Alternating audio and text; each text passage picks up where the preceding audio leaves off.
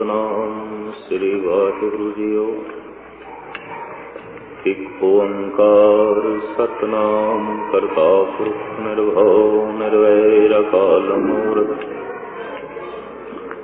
ਅਜੂਨੀ ਸੈਭੰ ਗੁਰ ਪ੍ਰਸਾਦਿ।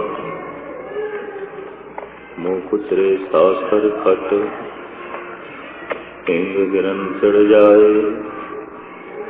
ਅੰਧ ਲਖੇ ਬਦਰੋ ਸੁਣੇ ਜੋ ਕਾਲ ਕਿਰਪਾ ਕਰਾਏ। ਸਨਮਾਨਯੋਗ ਗੁਰੂ ਰੂਪ ਸਾਧ ਸੰਗਤ ਜੀਓ, ਗੁਰਦੇਵ ਦੀ ਫਤਿਹ ਪ੍ਰਵਾਨ ਕਰਨੀ। ਵਾਹਿਗੁਰੂ ਜੀ ਕਾ ਖਾਲਸਾ, ਵਾਹਿਗੁਰੂ ਜੀ ਕੀ ਫਤਿਹ। ਇੱਕ ਪੰਕਤੀ ਆਪ ਜੀ ਦੇ ਸਾਹਮਣੇ ਰੱਖਾਂ ਤੇ ਇਸ ਦੀ ਵਜ਼ਾਹਤ ਕਰਨ ਦੀ ਕੋਸ਼ਿਸ਼ ਕਰਾਂਗਾ। ਅਬ ਤੇ ਜਬਾਏ ਪ੍ਰਿਥਵੀ ਆਕਾਸ਼ਾ, ਐਸੀ ਰਹਿਤ ਰਹੋ ਹਰ ਪਾਸਾ। ਭਗਤ ਕਬੀਰ ਜੀ ਮਹਾਰਾਜ ਦਾ ਇਹ ਬਚਨ ਹੈ ਗੁਰੂ ਗ੍ਰੰਥ ਸਾਹਿਬ ਜੀ ਮਹਾਰਾਜ ਦੇ ਅੰਦਰ। ਉਹ ਕਹਿੰਦੇ ਨੇ ਇਸ ਤਰ੍ਹਾਂ ਦੀ ਰਹਿਣੀ ਤੂੰ ਰਹਿ, ਔਰ ਇਹ ਰਹਿਣੀ ਅਗਰ ਤੇਰੇ ਕੋਲ ਹੋਵੇ ਤਾਂ ਤੂੰ ਹਰੀ ਦੇ ਪਾਸ ਹੋ ਜਾਏਗਾ, ਹਰੀ ਦੇ ਨਿਕਟ ਹੋ ਜਾਏਗਾ, ਹਰੀ ਦੇ ਕੋਲ ਹੋ ਜਾਏਗਾ। ਐਸੀ ਰਹਿਤ ਰਹੋ ਹਰ ਪਾਸਾ। ਇਸ ਰਹਿਣੀ ਦੇ ਨਾਲ ਤੂੰ ਪਰਮਾਤਮਾ ਦੇ ਕੋਲ ਚਲਾ ਜਾਏਗਾ। ਕਿਹੜੀ ਰਹਿਣੀ? ਅਬ ਤੇ ਜਬਾਏ ਪ੍ਰਿਥਵੀ ਆਕਾਸ਼ਾ। ਇਹ ਪੰਜ ਤੱਤਾਂ ਦੇ ਨਾਮ ਨੇ। ਅਬ ਪਾਣੀ, ਬਾਏ ਹਵਾ, ਤੇਜ ਅਗਨ ਤੇ ਪ੍ਰਿਥਵੀ ਆਕਾਸ਼। ਅਬ ਤੇ ਜਬਾਏ ਪ੍ਰਿਥਵੀ ਆਕਾਸ਼ਾ। ਕਬੀਰ ਕਹਿੰਦੇ ਤੋਂ ਇੱਕ ਤੱਤ ਦਾ ਬਣਿਆ ਨਹੀਂ। ਇਸ ਵਾਸਤੇ ਕਿਸੇ ਇੱਕ ਸੁਭਾਅ ਦੇ ਮੁਤਾਬਕ ਜ਼ਿੰਦਗੀ ਨਹੀਂ ਬਤੀਤ ਕਰਨੀ। ਤੂੰ ਸਿਰਫ ਮਿੱਟੀ ਤੋਂ ਨਹੀਂ ਬਣਿਆ, ਤੇਰੇ ਵਿੱਚ ਹਵਾ ਵੀ ਹੈ। ਤੇ ਤੂੰ ਨਿਰਾ ਪਵਨ ਤੋਂ ਨਹੀਂ ਬਣਿਆ, ਅੱਗ ਵੀ ਹੈ। ਤੇ ਤੂੰ ਨਿਰਾ ਅੱਗ ਤੋਂ ਨਹੀਂ ਬਣਿਆ, ਪਾਣੀ ਵੀ ਹੈ। ਤੇ ਤੂੰ ਨਿਰਾ ਪਾਣੀ ਤੋਂ ਨਹੀਂ ਬਣਿਆ, ਆਕਾਸ਼ ਵੀ ਹੈ।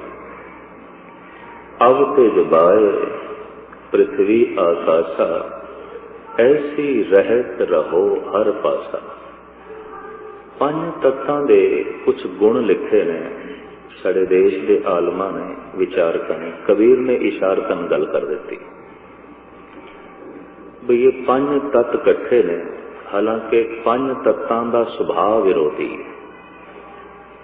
ਪਾਣੀ ਤੇ ਅੱਗ ਦਾ ਕੀ ਮੇਲ? ਪਲਕਰਤੇ ਪੁਰਖ ਨੇ ਜਲ ਤੇ ਅਗਨੀ ਦਾ ਬੰਦ ਕਰ ਦਿੱਤਾ ਹੈ। ਪਾਉ ਉਪਾਏ ਧਰੀ ਸਭ ਧਰਤੀ, ਜਲ ਅਗਨੀ ਕਾ ਬੰਦ ਕੀਆ। ਅੰਧਲੇ ਜੈ ਸਿਰ ਮੂੰਡ ਕਟਾਇਆ, ਰਾਵਣ ਮਾਰ ਕਿਆ ਵੱਡਾ ਭਇਆ। ਕਿਆ ਉਪਮਾ ਤੇਰੀ ਆਖੀ ਜਾਏ। ਗੁਰੂ ਨਾਨਕ ਦੇਵ ਜੀ ਮਹਾਰਾਜ ਦੇ ਬਚਨ ਵੀ ਤੂੰ ਜਲ ਅਗਨੀ ਕਾ ਬੰਦ ਕੀਆ। ਅੱਗ ਤੇ ਜਲ ਨੂੰ ਇੱਕ ਥਾਂ ਤੇ ਰੱਖ ਦਿੱਤਾ ਹੈ। ਬੜਾ ਤੂੰ ਸਮਰੱਥ ਹੈ, ਬੜਾ ਤੂੰ ਮਹਾਨ ਹੈ। ਤੋ ਇਹਨਾਂ ਤੱਤਾਂ ਤੋਂ ਕੁਝ ਸਿੱਖਿਆ ਲੈਣੀ ਹੈ। ਉਹ ਜਿਹੜੀ ਸਿੱਖਿਆ ਹੈ, ਇਹਨਾਂ ਵੈਸੇ ਪੰਜ ਤੱਤਾਂ ਦਾ ਕੁਝ ਸਤੋ ਅੰਸ਼ ਵੀ ਹੈ। ਇਹਨਾਂ ਦਾ ਆਪਣਾ ਆਪਣਾ ਗੁਣ ਧਰਮ ਵੀ ਹੈ। ਜੈਸੇ ਸਾਡੀ ਜ਼ਬਾਨ ਜੋ ਰਸ ਮਾਣਦੀ ਹੈ, ਸ਼ਾਸਤਰਕਾਰ ਕਹਿੰਦੇ ਨੇ ਇਹ ਪਾਣੀ ਦਾ ਗੁਣ ਹੈ। ਜੋ ਅਸੀਂ ਸੁਣਦੇ ਹਾਂ ਇਹ ਆਕਾਸ਼ ਦਾ ਗੁਣ ਹੈ।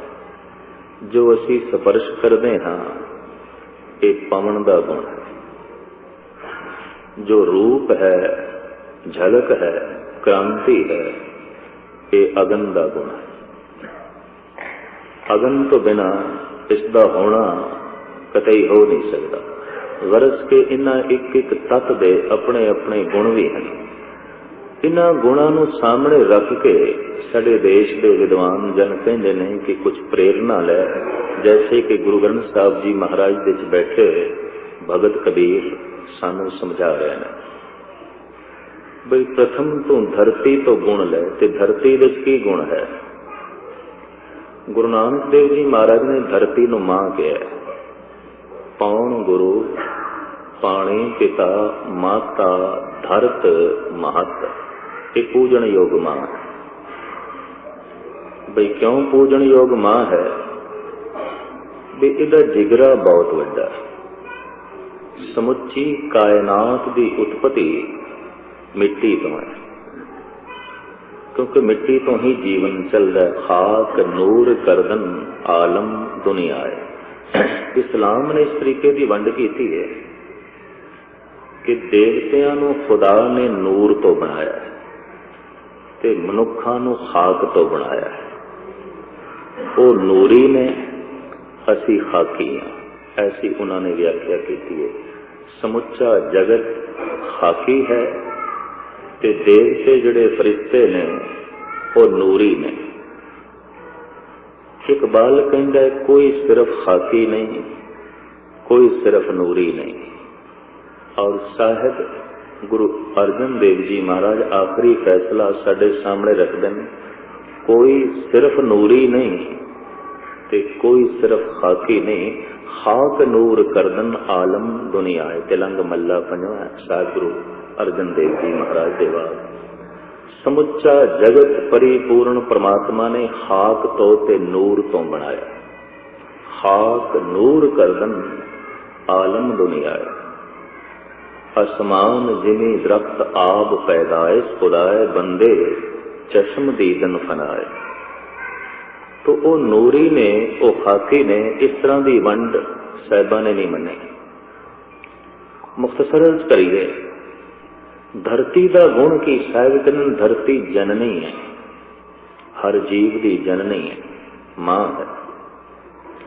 जिहड़ा बंदा बुढ़ा है, जे विचार करिए कुछ दिन पहले जवान सी, ते जिहड़ा जवान है कुछ दिन पहले बच्चा सी, जिहड़ा बच्चा है कुछ दिन पहले मास का लोथड़ा सी, ते जिहड़ा मास का लोथड़ा है कुछ दिन पहले बिंद सी, उस तो पहले कुछ दिन पहले खून सी, खून तो पहले खुराक सी, खुराक तो पहले मिट्टी सी,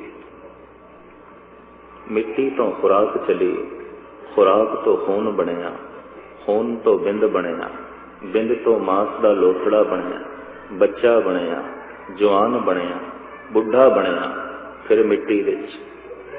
कबीर धूल सकेल के पुड़िया बांधी दे, दिव चार को पेखना अंत खे की खे। पसारा मिट्टी तो, उत्पत्ति मिट्टी तो। गुरु नानक देव जी महाराज ने पूजन योग मां क्यों कह दिता? माता धरत महत, इति पूजन योग मां। कोई मासूम बच्चा मां की गोद विच किधरे मल मूत्र कर दे, मां औखी हो सकती, तू मेरे कपड़े खराब कर देते, औखी हो सकती। धरती औखी नहीं होती। समुचे जगत का गंध अपने विच ले लेंदी है, जज्ब कर लेंदी है। जब पैदा मैं कीता तो हुण रखना भी तो अपनी गोद विच है, और कित्थे?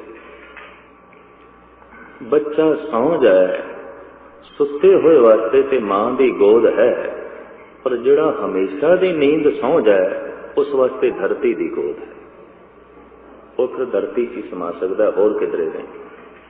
ऐसे नूं फिर धरती थां दे सकती है, होर कोई थां नहीं दे सकता।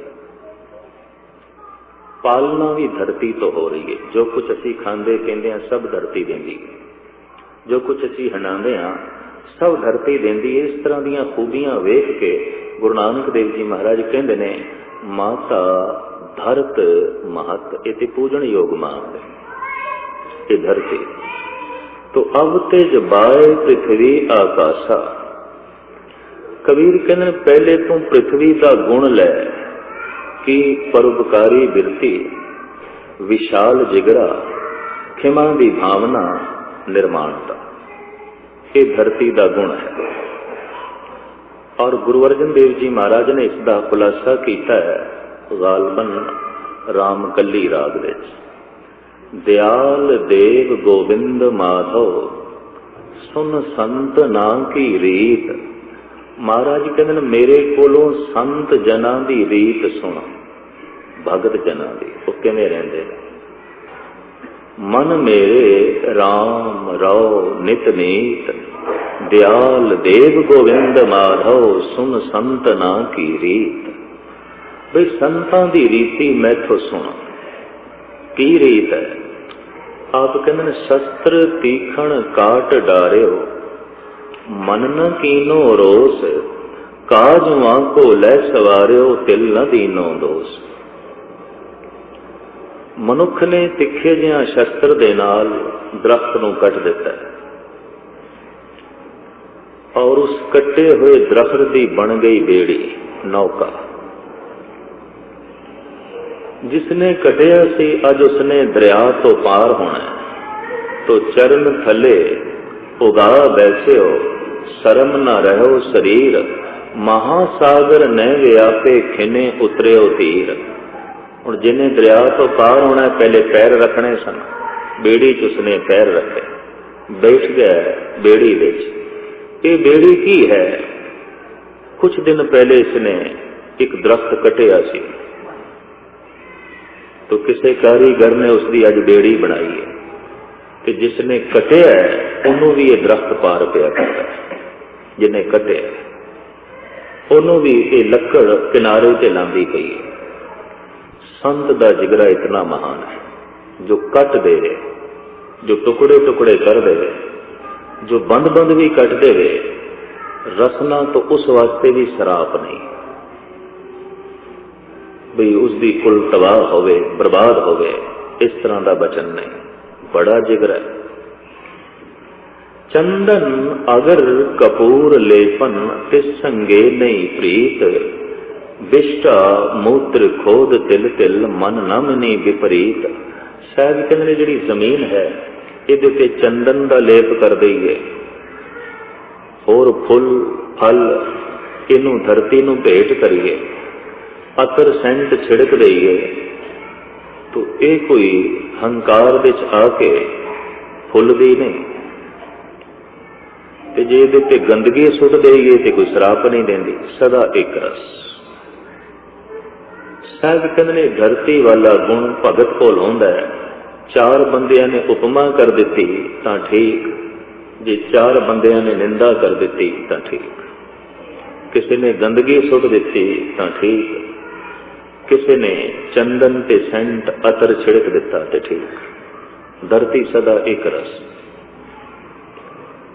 जो अगर चंदन वाले नूं ते वर दे देवे ते बिष्टा सुट्टण वाले नूं श्राप दे देवे, वो बंदा व्यापारी है, संत नहीं है, भगत नहीं, उसे व्यापारी है। बिष्टा मूत्र खोद तिल तिल, मन न मनी विपरीत। विपरीत उसने नहीं धारण की थी, इसने गंदगी क्यों सुटी। तो कबीर कहते ने ऐ बंदे तेरे अंदर निर्माणता इतनी चाहिए, इतना विशाल जिगरा चाहिए, तो दूजे की गल इतनी सहन कर सके। मनुख दूजे की उपमा भी सहन नहीं कर सकता, दूजे की निंदा भी नहीं सहन कर सकता। चार बंदे उपमा करन लग पैण ते बंदा सोचता वाकई हुण मेरे जैसा कोई नहीं, बंदा भुल जाता। ते चार बंदे निंदा करन लग पैण ते सुकड़ जाता, औखा हो जाता। एक ही हो गए।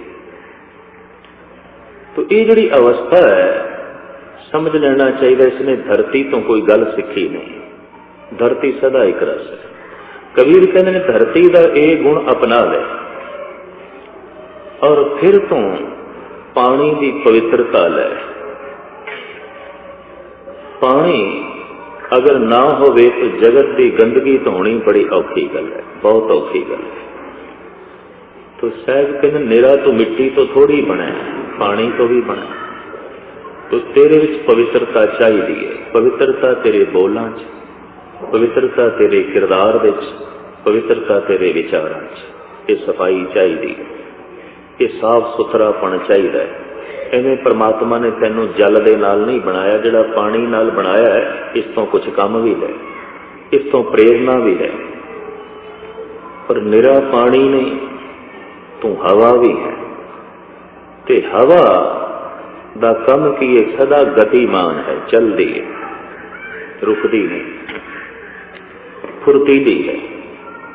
ऐ मनुख तू आलसी ना बन, सदा फुर्तीला बन। भज दौड़, समुचा संसार दौड़ रहा है, ते जे ना दौड़िया तो रह जाएगा। साहब कहने दिन रव चले निस सस चले, तार का लख पलोए। ए दिन सूरज चल रहा है, जमीन चल रही है, ग्रह नक्षत्र सूरज चंद तारे सब चल रहे हैं, ते ए बंदे इस चलती हुई जमीन के उत्ते जे तू टिकना है रहना है तो तेनों भी चलना ही पड़ेगा। हाथ धर के नहीं बैठेगा, रह जाएगा, पछड़ जाएगा। साहब कहने नहीं गतिमान हो, सब कुछ चल रहा है इत्थे। कहने ने परमात्मा को प्राप्त करने वास्ते टिकना पैंदा है, संसार दे विच कुछ प्राप्त करने वास्ते भटकना पैंदा है, चलना पैंदा है। ये दो रस्ते ने अलग। परमात्मा निश्चल है, ये जो सब कुछ चल रहा है, धर्म ग्रंथ कहते ने कि सब कुछ जिहड़ा चल रहा है किसी टिके हुए ते चल रहा है। वो टिकिया उन्होंने निश्चल किया, टिकिया, बाकी सब कुछ चल रहा है। ते निश्चल की प्राप्ति करनी है तो निश्चल हो जा, टिक जा। ते जो भज रहा है, दौड़ रहा है, उहदे चों तू कुछ लभना है तो फिर भज दौड़। भजन दौड़न की जाच बंदे ने सिख ली है, टिकण की जाच भुल गया, बिल्कुल भुल गया। भजना इसनूं आउंदा है, दौड़ना इसनूं आउंदा है। कहते बिना दौड़िया संसार नहीं मिलता, बिना टिकिया निरंकार नहीं मिलता। कभी बगौर मुताला करके देखना, भज के निरंकार नहीं मिलेगा। तुसी आखो भजना है, जिवें भज दौड़ संसार वास्ते, इस तरह की भज दौड़ रब नहीं मिलता। रब तो मिलता है पुरखा चौखड़ा मार के बैठ गया, प्रभु दे गीत गा, वाहिगुरू वाहिगुरू की धुन अलाप।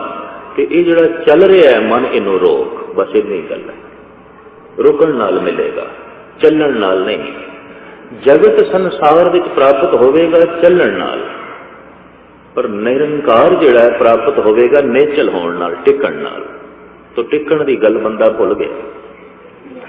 इस वास्ते देखण विच आउंदा बंदे कोल संसार है, बंदे कोल निरंकार नहीं है, बंदे कोल परमात्मा नहीं है। ये गल मनुख भुल गए। कबीर कहते ने तू संसार विच रहना है क्योंकि तू कुछ संसारी भी है, और इस वास्ते तेरे फुर्तीलापन चाहिए, आलसी नहीं चाहिए। हाथ देते हाथ करके बैठे आलसी होने, ऐसा नहीं चाहिए। तू पवन तत्व तो प्रेरणा ले, फिर तू आकाश तो प्रेरणा ले। आकाश समान रूप दे सारियां दिते व्यापक है, तेरी दृष्टि समान होनी चाहिए, वितकरियां भरी नहीं। आसमान की दृष्टि कोई वितकरा नहीं, ये सारियां दे उत्ते समान है। गुरु अर्जन देव जी महाराज ने गल खोल के लिखी।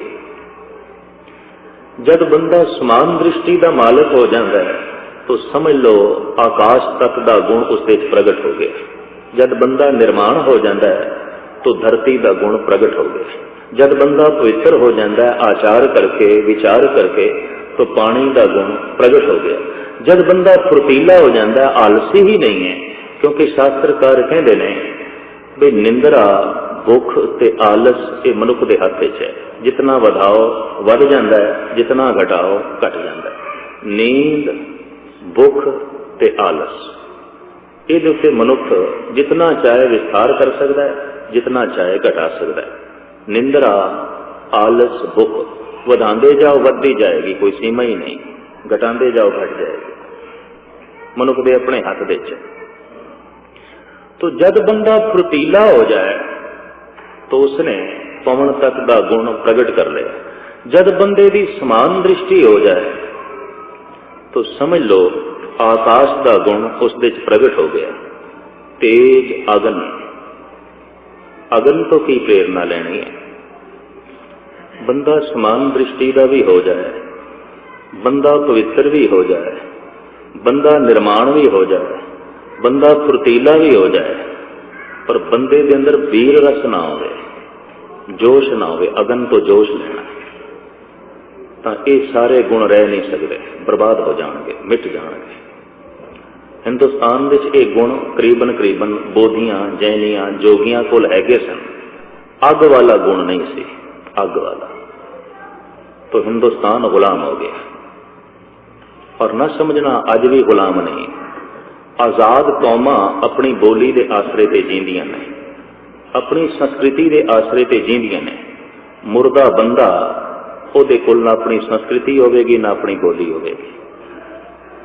जिंदा कौम जिथे भी चली जाएगी अपनी संस्कृति मिटन नहीं देती। तो जो मुर्दा हो जाता है वो मिटे है। इस सिलसिले च मैं देखदा कि ठीक है सिख भावें बहुत अगे बहुत अगे बहुत अगे हर पहलू च अगे है, पर मिटन दे च भी अगे है ते बर्बाद होने दे च भी अगे है। इस संस्कृति नूं नेस्तो नाबूद करने दे च भी अगे है। कोई मनुख अपनी इतनी छेती ना अपनी सभ्यता छड्डदा है ना अपनी बोली छड्डदा है जितनी छेती सिख छड्ड दिंदा है। समुची दुनिया विच भ्रमण करो, चाइना तो निकले हुए चीनी लोग अपनी सभ्यता दे च ने, अपनी बोली दे च ने, अपने धर्म दे च ने। सिख कोल नहीं है। ये कहंदा मजबूरी है, कुछ भी मजबूरी नहीं। जे वो अपनी चीनी भाषा दुनिया में जिंदा रख सकते हैं तो अपनी लिपि नूं भी जिंदा रख सकते हैं। इनू गुरमुखी विच लिखदियां भी शर्म आउंदी है, पंजाबी बोलदियां भी शर्म आउंदी है। इत्थों ही स्पष्ट होया मुर्दा है, मर चुके हैं, जिंदगी की कोई गल ही नहीं।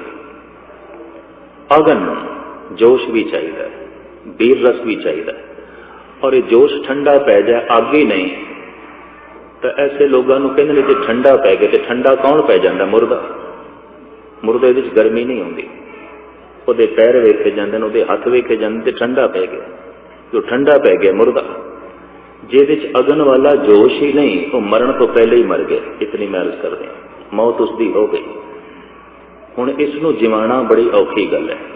मैं अक्सर अर्ज करदा होना, सुते ਉਹਨੂੰ तो जगा लोगे, मरे हुए ਨੂੰ किस तरह जगाओगे? कई मर चुके हैं, बिल्कुल मुर्दा हो चुके हैं। कूकते रहो, खपते रहो, गल नहीं बनेगी।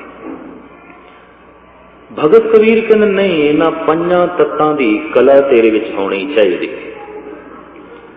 पिछले दिन हिंदुस्तान विच बड़ा रोला एक पिया, जिसका जवाब मैनूं थां थां ते देना पिया। तो कहने लगे जिहड़ा परम संत होंदा है, तोप तलवार बंदूक चलाना उसका काम नहीं होंदा। ਉਹਦਾ ਤੇ ਕੰਮ है सिमरन करना, प्रभु नाल जुड़ना ते प्रभु नाल जोड़ना।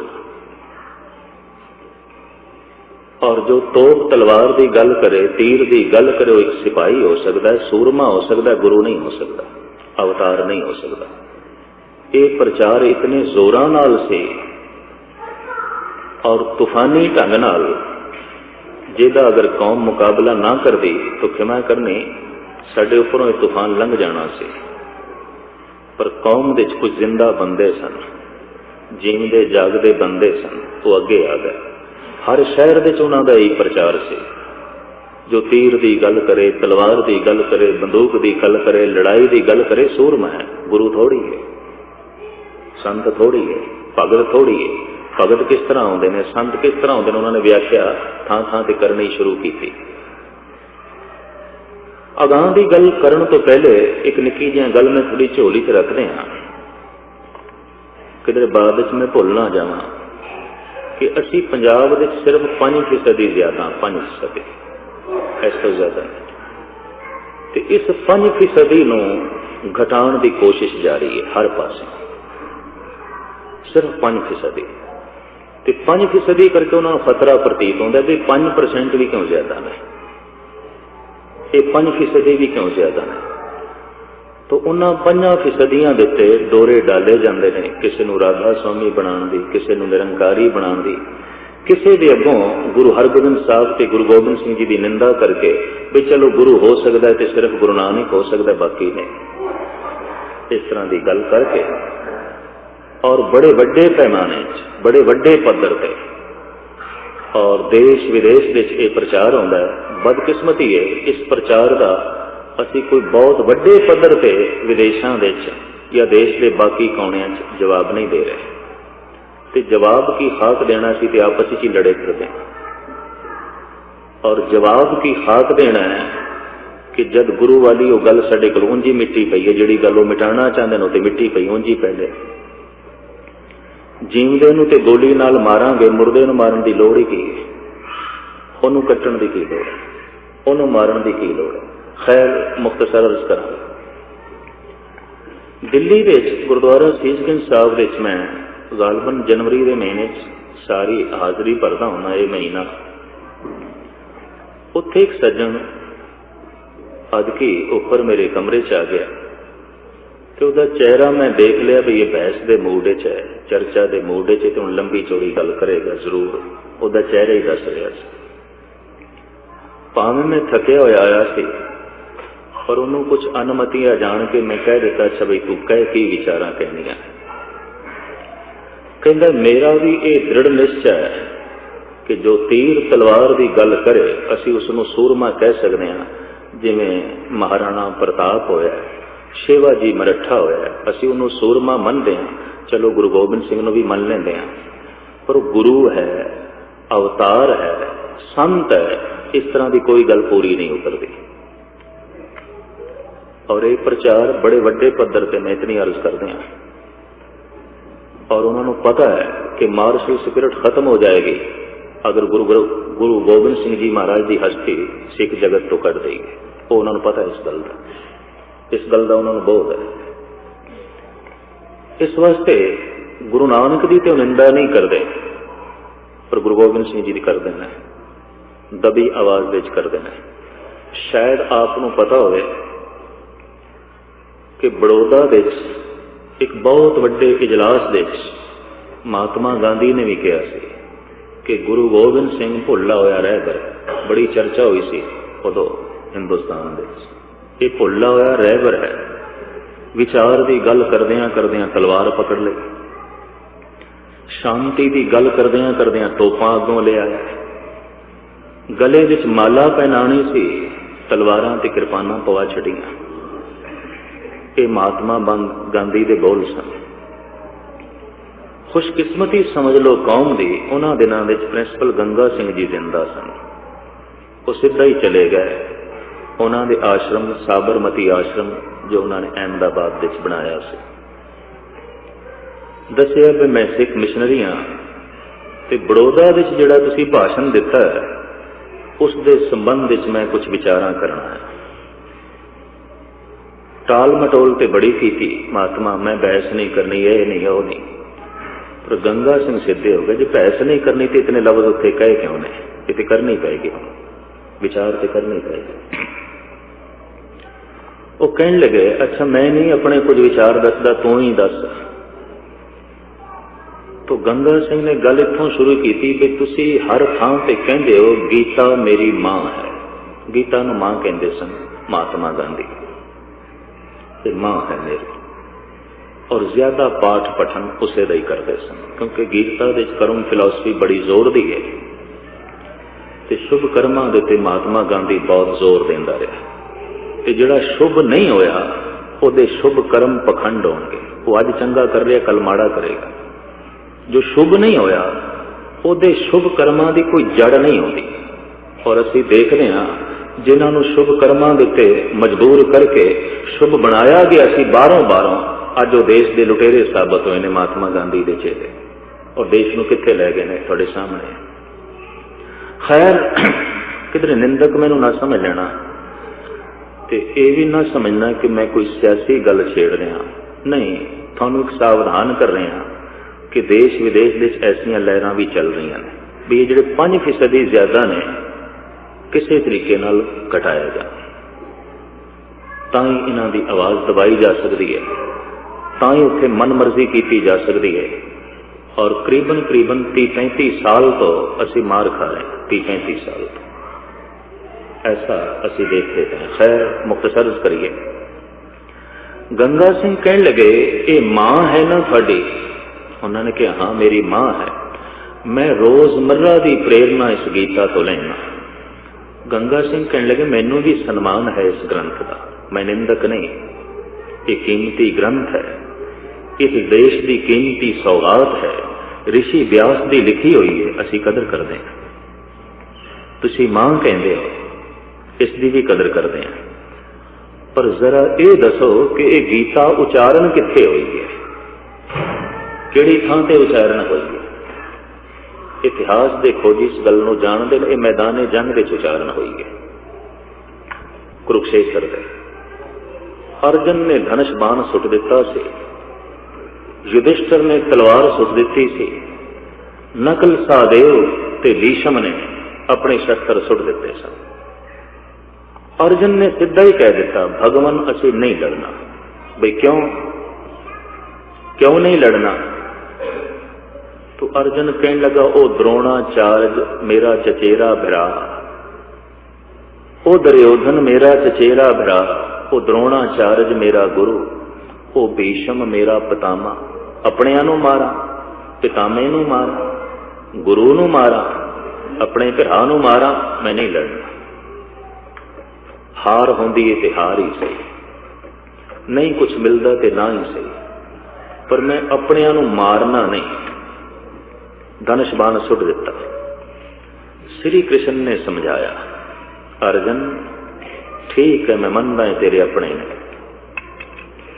पर अपने जिस्म दे उत्ते कोई मवाद दे नाल भरिया होया फोड़ा निकल आवे, जहर नाल भरिया होया, बड़ी पीड़ा होवे और उस तो तड़पना बड़ी होवे तो चीरा देना पैंदा, तो मवाद कढनी पैंदी, भावें अपने जिस्म दी कढनी पैंदी। फोड़ा भावें अपना तां भी चीरना पैंदा है कि सारे तेरे अपने ने, पर देश धर्म नूं चंबड़े फोड़े ने, चीर दे इन्हां नूं कोई पाप नहीं, मार दे इन्हां नूं कोई पाप नहीं। बुरे नूं बर्दाश्त कर लेना भी भले नूं सट मारना है, अंधेरे नूं बर्दाश्त कर लेना भी रोशनी वास्ते रस्ते बंद करने हैं। कृष्ण ने गल समझाई, समझ आ गए। सुटिया होया धनुष बाण अर्जन ने फिर चुक लिया। घमसान का युद्ध होया ते महाभारत जो लिखी गई है उसके कथन अनुसार लखां बंदे कई दिन लड़ाई विच मौत के घाट उतरे, और कृष्ण दे दो बोलां करके। जब प्रिंसिपल गंगा सिंह ने कहा भी जिस गीता नूं तुसीं मां कहंदे हो वो तो मैदान जंग विच उचारण हुई है, ते निरी मैदान जंग विच नहीं उचारण हुई, गीता करके जंग हुई है। अगर गीता कृष्ण की रचना तो ना निकलती, लखां बंदे मौत के घाट नहीं उतरने सन। ते तुसीं इसे नूं मां कही जांदे हो, एक पासे अहिंसा परमो धर्म कहंदे हो, एक पासे गुरु गोबिंद सिंह नूं भुल्ला होया रहबर कहंदे हो, ते एक पासे उस गीता नूं मां कहंदे हो जिसने लखां बंदे मौत के घाट उतार दिते। कहंदे ने महात्मा गांधी ने जिहड़े बोल बोले, इस तो गुस्ताखी माफ उन्होंने शख्सियत झलकती पई की ने। उन्होंने कह दिता, प्रिंसिपल साहब ये जंग नहीं हुई, ये अंदर की जंग का जिक्र है। महात्मा गांधी यही कहते होंगे सन हर थां ते, ये जंग नहीं हुई, ये अंदर की जंग का जिक्र है। ते गंगा सिंह कित्थे चुप करने वाला सी, कहने लगे जे ये जंग नहीं हुई तो फिर ये भी कबूल करो कृष्ण नहीं होए, कोई अंदर दे कृष्ण की गल है। ये गीता बाहर नहीं उच्चारण हुई, कोई अंदर की गीता की गल है। बाहर की गीता मन लेंदे हो, बाहर का कृष्ण मन लेंदे हो, बाहर की महाभारत तो इनकारी हो, इस वास्ते कि सामने गुरु गोबिंद सिंह जी को खंडन करने का एक मौका मिल जाता है। कहते इस तरह की दो झाड़ा जब गंगा सिंह ने पाईयां, महात्मा गांधी ने बहुत वड्डी सभा विच माफी मंगी सी भी मैथों भुल हुई, मैथों गलती हुई, मैनू इस तरह नहीं कहना चाहिए, क्योंकि गंगा सिंह ने मजबूर कर दिता, तू कबूल कर बाहर कृष्ण नहीं होया, अंदर ही है। बाहर गीता नहीं उच्चारण हुई, कोई अंदर ही हुई है, ये भी कबूल कर। अगर बाहर महाभारत नहीं होया तो बड़ी करारी चोट लगी। मैं इतनी अर्ज कर दिया कि छोटे रूप विच वड्डे रूप विच, छोटे मनुखां दे राही वड्डे मनुखां दे राही काफी समय तो ये घोल है साडे देश विच भी ये जीवदी जागदी कौम है, सिर चुकण वाली कौम है। गुरुआं दियां कोई बरकतां ने, कल नूं किधरे मालिक ना बन जान, इन्हां नूं गुलामां तो भी थल्ले कर छड्डो। ते कदी कदी मैनूं उन्हां लोकां ते तरस आ जांदा है जिन्हां ने खिड़े मत्थे गुलामी कबूल कर लई, खिड़े मत्थे खुशी खुशी नाल आप ही कह दिता भी ठीक है पा लो हथकड़ियां, हथकड़ियां गहने समझ लिया, ते जिहड़ा हुण हथकड़ियां गहना समझ लवे ਤੇ ਉਹਦੀਆਂ ਤੇ ਬੇੜੀਆਂ ਤੋੜਨੀਆਂ ਹੀ ਬੜੀ ਔਖੀ ਗੱਲ ਹੈ। ਉਹ ਤੇ ਗਹਿਣਾ ਸਮਝਦਾ ਪਿਆ, ਗਹਿਣਾ ਜਾਣ ਕੇ ਕਈਆਂ ਨੇ ਪਾ ਲਈਆਂ। ਖੈਰ ਸੰਖੇਪ ਦੇ ਝਰਜ ਕਰਾਂ, ਜਦ ਇਹ ਰੌਲਾ ਦੇਸ਼ ਦੇ ਹੁਣੇ ਪਿਛਲੇ ਸਾਲ ਗਲਬਨ 2 ਸਾਲ ਤੋਂ ਜ਼ਿਆਦਾ ਤਾਂ ਇੱਕ ਸੱਜਣ ਉੱਪਰ ਮੇਰੇ ਕੋਲ ਦਿੱਲੀ ਆਇਆ, ਕਮਰੇ 'ਚ ਕਹਿਣ ਲੱਗਾ, ਗੈਨੀ ਜੀ ਮੈਂ ਤੁਹਾਨੂੰ ਕਈ ਦਿਨਾਂ ਤੋਂ ਸੁਣ ਰਿਹਾ ਔਰ ਮੈਂ ਇੰਨੀ ਗੱਲ ਸਪਸ਼ਟ ਰੂਪ ਵਿੱਚ ਕਹਿਣਾ ਕਿ ਜੋ ਤੀਰ ਤਲਵਾਰ ਚਲਾਉਣ ਦੀ ਗੱਲ ਕਰਦਾ ਤੇ ਪ੍ਰੇਰਨਾ ਵੀ ਦਿੰਦਾ ਉਹ ਗੁਰੂ ਨਹੀਂ ਹੋ ਸਕਦਾ, ਉਹ ਸੰਤ ਨਹੀਂ। ਕਿਉਂਕਿ ਸੰਤ ਦਾ ਹਿਰਦਾ ਨਿਰਵੈਰ ਹੁੰਦਾ, ਸੰਤ ਦਾ ਹਿਰਦਾ ਬੜਾ ਕੋਮਲ ਹੁੰਦਾ, ਉਹ ਖੂਨ ਖਰਾਬਾ ਨਹੀਂ ਬਰਦਾਸ਼ਤ ਕਰ ਸਕਦਾ। ਤੇ ਜਿਹੜਾ ਸਿੱਧੇ ਤੀਰ ਤਲਵਾਰ ਦੀ ਗੱਲ ਕਰੇ, ਮਾਰਨ ਤੇ ਲੜਾਈ ਦੀ ਗੱਲ ਕਰੇ, ਅਸੀਂ ਮੰਨਦੇ ਹਾਂ ਉਹ ਮਹਾਰਾਣਾ ਪ੍ਰਤਾਪ ਦੀ ਤਰ੍ਹਾਂ, ਸ਼ਿਵਾਜੀ ਮਰੱਠਾ ਦੀ ਤਰ੍ਹਾਂ ਇੱਕ ਸੂਰਮਾ ਤੇ ਹੈ, ਅਵਤਾਰ ਨਹੀਂ। ਦਰਅਸਲ ਉਹ ਮਹਾਰਾਣਾ ਪ੍ਰਤਾਪ ਦਾ ਦਰਜਾ ਵੀ ਦੇਣ ਨੂੰ ਤਿਆਰ ਨਹੀਂ, ਪਰ ਮਜਬੂਰੀ 'ਚ ਇਤਨੀ ਗੱਲ ਕਹਿੰਦੇ ਨੇ ਕਿ ਪਹਿਲੇ ਗੁਰਾਈ ਤੇ ਖੋਲੋ, ਅਵਤਾਰਪਣਾ ਤੇ ਖੋਲੋ, ਪਹਿਲੇ ਤਾਂ ਰਾਜੇ ਦੀ ਬਰਾਬਰੀ ਤੇ ਕਰ ਦਿਓ, ਫਿਰ ਦੇਖਾਂਗੇ ਉਸ ਤੋਂ ਵੀ ਥੱਲੇ ਲਾਉਣਗੇ। ਇਸ ਤਰ੍ਹਾਂ ਦੀਆਂ ਵਿਚਾਰਾਂ ਨੇ ਔਰ ਇਹ ਲਿਖਤੀ ਰੂਪ ਵਿੱਚ ਵੀ ਨੇ, ਬੋਲ ਕੇ ਵੀ ਥਾਂ ਥਾਂ ਤੇ। ਕੌਮ ਸਾਡੀ ਸੁੱਤੀ ਪਈ ਹੈ, ਅਸੀਂ ਗੁਰਦੁਆਰੇ ਬਹੁਤ ਵੱਡੇ ਬਣਾ ਦਿੰਦੇ ਹਾਂ, ਬਹੁਤ ਕੁਝ ਖਰਚ ਕਰ ਦਿੰਦੇ ਹਾਂ, ਗੁਰੂ ਦੀ ਗੱਲ ਲੋਕਾਂ ਦੇ ਕੰਨਾਂ ਤੱਕ ਪਹੁੰਚ ਸਕੇ ਐਸਾ ਕੁਝ ਵੀ ਨਹੀਂ ਕਰਦੇ। ਔਰ ਇਹ ਐਸਾ ਨਹੀਂ ਕਿ ਵਿਦੇਸ਼ਾਂ 'ਚ, ਆਪਣੇ ਦੇਸ਼ 'ਚ ਵੀ ਕਮੀ ਹੈ ਇਸ ਗੱਲ ਦੀ। ਜੇ ਗੁਰੂ ਦੀ ਗੱਲ ਜਗਤ ਦੇ ਕੰਨਾਂ ਤੱਕ ਪਹੁੰਚਾਈ ਹੁੰਦੀ ਤਾਂ ਮੇਰੇ ਖਿਆਲ ਵਿੱਚ ਬਾਕੀਆਂ ਨੂੰ ਇਹ ਕਹਿਣ ਦੀ ਜ਼ਰੂਰਤ ਨਾ ਹੁੰਦੀ, ਹਿੰਮਤ ਨਾ ਹੁੰਦੀ। ਤਾਂ ਮੁਖਤਸਰ ਮੈਂ ਅਰਜ਼ ਕਰਾਂ, ਉਹ ਸਨਾਤਨੀ ਵਿਚਾਰਾਂ ਦਾ ਮਾਲਕ ਸੀ। ਮੈਂ ਉਹਨੂੰ ਕੋਲ ਬਿਠਾਇਆ, ਮੈਂ ਕਿਹਾ ਜਿਵੇਂ ਤੂੰ ਖੁੱਲੀ ਗੱਲ ਮੇਰੇ ਨਾਲ ਕੀਤੀ ਹੈ, ਇਸੇ ਤਰੀਕੇ ਨਾਲ ਤੈਨੂੰ ਖੁੱਲੀ ਗੱਲ ਸੁਣਨੀ ਪਏਗੀ। ਮੈਂ ਕਿਹਾ ਤੇਰਾ ਇਹ ਪੱਕਾ ਨਿਸ਼ਚਾ ਹੈ ਕਿ ਜਿਹੜਾ ਤੀਰ ਤਲਵਾਰ ਦੀ ਗੱਲ ਕਰੇ ਉਹ ਗੁਰੂ ਨਹੀਂ, ਉਹ ਸੰਤ ਨਹੀਂ, ਅਵਤਾਰ ਨਹੀਂ? ਕਹਿੰਦਾ ਹਾਂ ਬਿਲਕੁਲ। ਜੋ ਤੀਰ ਤਲਵਾਰ ਦੀ ਗੱਲ ਕਰੇ, ਕਹਿੰਦਾ ਮੈਂ ਸਨਮਾਨ ਕਰਦਾ ਉਸਦਾ, ਇੱਕ ਚੰਗਾ ਸਿਪਾਹੀ ਹੋਵੇਗਾ, ਇੱਕ ਚੰਗਾ ਬਹਾਦਰ ਹੋਵੇਗਾ, ਚੰਗਾ ਸੂਰਮਾ ਹੋਵੇਗਾ, ਨਿੰਦਾ ਨਹੀਂ ਕਰਦਾ ਮੈਂ। ਕਹਿੰਦਾ ਮੈਂ ਉਸਦੀ ਉਪਮਾ ਕਰਾਂਗਾ, ਪਰ ਉਹਨੂੰ ਗੁਰੂ ਨਹੀਂ ਕਹਾਂਗਾ, ਉਹਨੂੰ ਸੰਤ ਨਹੀਂ ਕਹਿ ਸਕਦਾ, ਉਹਨੂੰ ਅਵਤਾਰ ਨਹੀਂ ਕਹਿ ਸਕਦਾ। ਤੇ ਮੈਂ ਕਿਹਾ ਮਿੱਤਰਾ, ਮੈਂ ਤੇਰੇ ਵਿਚਾਰ ਕੁਝ ਪੁਸਤਕਾਂ 'ਚ ਦੇਖੇ ਨੇ, ਤੇਰਾ ਇਸ਼ਟ ਹੈ ਰਾਮ, ਪਰ ਤੂੰ ਦੱਸ ਸਕਦਾ ਹੈ ਕਿ ਰਾਮ ਨੇ ਰਾਵਣ ਨੂੰ ਵਿਚਾਰਾਂ ਨਾਲ ਜਿੱਤਿਆ ਸੀ, ਗਿਆਨ ਨਾਲ ਜਿੱਤ ਰਿਹਾ ਸੀ, ਸ਼ਾਸਤਰ ਨਾਲ ਜਿੱਤਿਆ ਸੀ, ਖਿਮਾ ਨਾਲ ਜਿੱਤਿਆ ਸੀ? ਕਿਆ ਸਿੱਧ ਕਰ ਸਕਦਾ? ਕਿਉਂਕਿ ਬਾਰ-ਬਾਰ ਕਹਿੰਦਾ ਸੀ ਜਿਹੜਾ ਅਵਤਾਰ ਹੁੰਦਾ ਉਹਦੇ ਵਿਚਾਰ ਇਤਨੇ ਉੱਚੇ ਹੁੰਦੇ ਨੇ, ਉਹ ਵਿਚਾਰਾਂ ਨਾਲ ਹੀ ਜਿੱਤ ਲੈਂਦਾ, ਤਲਵਾਰ ਦੀ ਲੋੜ ਹੀ ਨਹੀਂ ਪੈਂਦੀ। ਅਵਤਾਰ ਇਤਨਾ ਮਹਾਨ ਹੁੰਦਾ ਹੈ, ਉਹ ਗਿਆਨ ਨਾਲ ਹੀ ਕਾਇਲ ਕਰ ਲੈਂਦਾ, ਤੋਪ ਤਲਵਾਰ ਦੀ ਲੋੜ ਹੀ ਨਹੀਂ ਪੈਂਦੀ।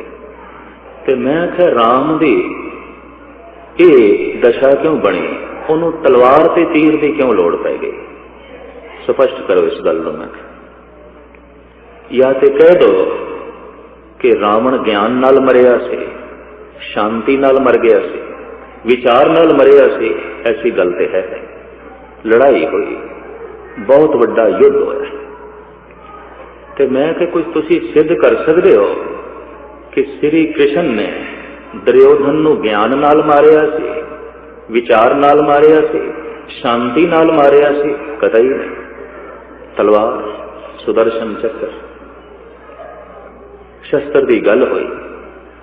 ਉਹ ਸ਼ਸਤਰ ਉਠਾ ਕੇ ਅਵਤਾਰ ਹੋ ਸਕਦੇ ਨੇ, ਤੇ ਗੁਰੂ ਗੋਬਿੰਦ ਸਿੰਘ ਜੀ ਸ਼ਸਤਰ ਚੁੱਕ ਲੈਣ, ਉਹ ਤੁਹਾਡੀ ਦ੍ਰਿਸ਼ਟੀ 'ਚ ਅਵਤਾਰ ਨਹੀਂ, ਜਾਂ ਤੇ ਅਗਿਆਨਤਾ ਹੈ ਤੁਹਾਡੀ, ਜਾਂ ਤੁਹਾਡਾ ਤਸੁਬਪਣਾ ਹੈ, ਤੰਗ ਦੇ ਲਈ। ਇਹਨਾਂ ਦੋਵਾਂ 'ਚ ਇੱਕ ਗੱਲ ਜ਼ਰੂਰ ਹੈ, ਜੇ ਅਗਿਆਨਤਾ ਹੈ ਤਾਂ ਫਿਰ ਕਾਬਲੇ ਮੁਆਫ ਹੋ ਤੁਸੀਂ, ਤੇ ਜੇ ਤਸੁਬ ਹੈ ਤਾਂ ਫਿਰ ਫਿਟਕਾਰ ਹੈ, ਲਾਨਤ ਹੈ ਕਿ ਐਸੇ ਮਹਾਂਪੁਰਸ਼ ਦੀ ਕਰਨੀ ਦੇ ਉੱਤੇ ਸ਼ੱਕ ਕਰੋ ਔਰ ਉਹਨੂੰ ਨਿਖੇਧ ਜ਼ਾਹਿਰ ਕਰਨ ਦੀ ਕੋਸ਼ਿਸ਼ ਕਰੋ ਜਿਸ ਨੇ ਦੇਸ਼ ਵਾਸੀਆਂ ਵਾਸਤੇ ਇੱਕ ਮਹਾਨ ਕੰਮ ਕੀਤਾ, ਬੜਾ ਉੱਚਾ ਕੰਮ ਕੀਤਾ। ਕਵੀ ਤੁਲਸੀ ਦੇ ਕੁਝ ਬੋਲ उस वक्त मैनू चेते आया, मैं उसके सामने रखे। मैं कि तैनू पता होना चाहिए कि जिस राम नू इष्ट अपने विचारां ते अपनी लिखत राही प्रचार दे राही हिंदुस्तान विच प्रगटाया राम नू अवतार दे रूप विच, उस तुलसी दे कुछ बोल ने। रामायण की एक कथा है, राम दे जीवन दे च घटी। सुग्रीव ते बाली दो भरा सन। बाली ने अपने छोटे भरा सुग्रीव की पत्नी तारा जबरन अपने कोल रख ली। सुग्रीव ने हत्था कमजोर चला गया राम को, कहंदा भगवान मेरी मदद करो, मेरे नाल अन्याय होया, मेरे ते जुल्म होया। कहंदे इतनी गल सुन के राम आपे तबार हो गए, इतना अन्याय किया तेरे नाल वड्डे भरा ने, अच्छा उस दुष्ट नूं मैं जमीन ते नहीं रहन देना। कहंदे दरख्तां दी ओट दे छुप के बाण मारिया, बाली नूं लगया, बाली तड़पदा होया जमीन ते गिरिया, पर उसने वेख लिया कि मैनू मारन वाला कौन है। बोल पिया राम छुपण की लोड़ नहीं, मैं वेख्या मैनू मारन वाला सुग्रीव नहीं बल्कि तुसी हो। श्री राम सामने आ गए, कहने लगे हाँ मैं मारे। बाली कहंदा मैं ते सुनिया तुसी अवतारी पुरुष हो, ऋषि विशिष्ट दे चेले हो, संत हो, भगत हो, ते तुसी तीर चलाया और मैनू मार छड़िया, इन्ना वड्डा जुल्म कीता। राम कहंदे नहीं पुरखा, तेनों मार के ते मैं पुन खटिया बहुत वड्डा, तेनों मार के मैं सवाब का काम किया, धर्म का काम किया। बाली कहंदा है भगवान बंदे नूं मारना क्या धर्म है? राम कहंदे नहीं, बंदे नूं मारना ते अधर्म है, पर तेरे वर्गे बंदे नूं मार देना धर्म है, तेरे वर्गे बंदे नूं मार देना पुण्य है, सवाब है। तो राम दे बोलां नूं कवि तुलसी अपनी कविता च पेश करते हैं। अनज बधू भगने सुत नारी, हे सठ ये कन्या समचारी। अनज बधू छोटे भरा दी स्त्री, भगनी भैण, सुत नारी पुत्र दी नारी नू। अनज बधू भगनी सुत नारी, हे सठ ये कन्या समचारी। हे सठ हे मूर्ख गल सुन, कन्या नू भैण और छोटे भरा दी स्त्री, ये चारों ही कन्या के समान ने, ये चारों ही बच्चियां ने। अनज बधू भगनी सुत नारी, हे सठ ये कन्या समचारी। सिर्फ कन्या ही कन्या नहीं बल्कि नू भी कन्या, छोटे भरा की जिहड़ी पत्नी है वह भी कन्या, उन्होंने भी कन्या का दर्जा देना चाहिए। अनज बधू भगनी सुत नारी, हे सठ ये कन्या समचारी।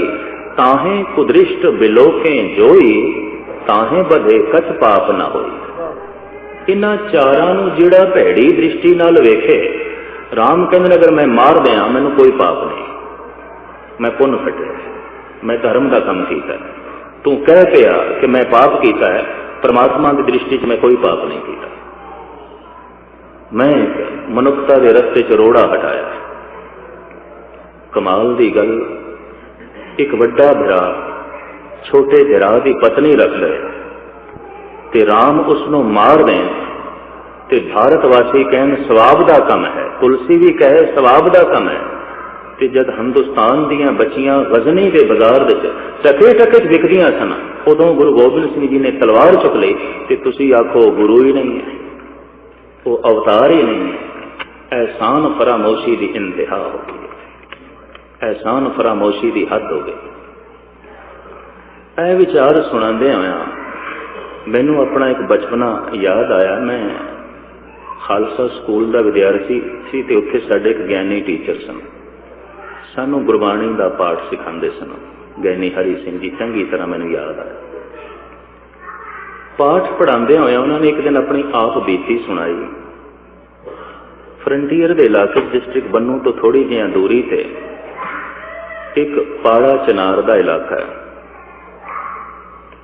लोकी अक्सर गर्मियां के दिनों उत्ते जाते सन, ठंडा इलाका होने करके। ज्ञानी हरी सिंह जी कहना मैं भी चला गया, गर्मियां की छुट्टियां 2 महीने दी छुट्टियां, झील सरोवर वगदे हुए झरने उत्थे आम ने। कहते एक सज्जन ते उसका छोटा जिहा बच्चा किसी सरोवर दे नहा रहे सन। नहांदियां नहांदियां बच्चा किधरे गहरे पानी च चला गया, डुबन लगा। ते प्यो ने शोर मचाया भी बचाओ मेरे बच्चे नूं, बच्चा गया, आप तैरना जानता नहीं सी। दूरों कोई गालबन चीनी नस्ल का सिया टूरिस्ट उत्थे घूम रहा सी। कैमरा उसके कोल फोटोआं लै रहा सी। उन्हें देखा बच्चा डुबे और डुबन लगा, उन्हें भज के छाल मार दी ते डुबदे हुए बच्चे नूं कढ के लिया। प्यो ने अपने बच्चे नूं गल नाल लाया, छेती छेती उन्होंने कपड़े पवा के चल गया। ज्ञानी हरी सिंह कहते ने यह करिश्मा, ये गल, ये परोपकार का वह दृश्य उस सियाह का मैं अपनी अखां नाल वेखिया, पर उसके चेहरे ते परेशानी बड़ी सी। इन्ना पुण्य का काम करके बेचैन हो गया सी।